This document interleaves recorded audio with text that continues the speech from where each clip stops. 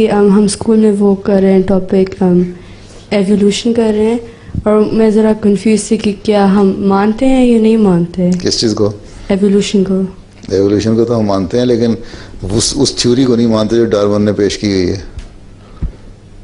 Darwin की theory को कर रहे हो जी।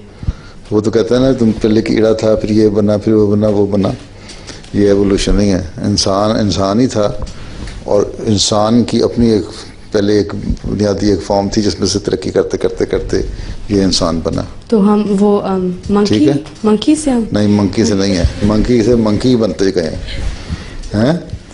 एवोल्यूशन की एक चैप्टर है फराबी की किताब में, वो जाके पढ़ लेना, उसमें तफसील से थोड़ा सा लिखा हुआ है जी। और मेरा एक और सवाल है कि ये डिटेल वाला जवाब है इसका।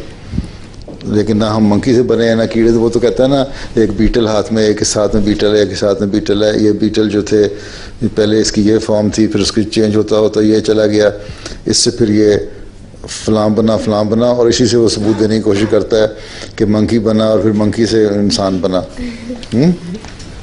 ठीक है ना? डार्विन तो इस तरह चलता है ना, एक छोटे से कीड़े बीटल को लेकर उसके ऊपर बड़ी आजकल आ रहे हैं, इससे मजमून नहीं, गलत है।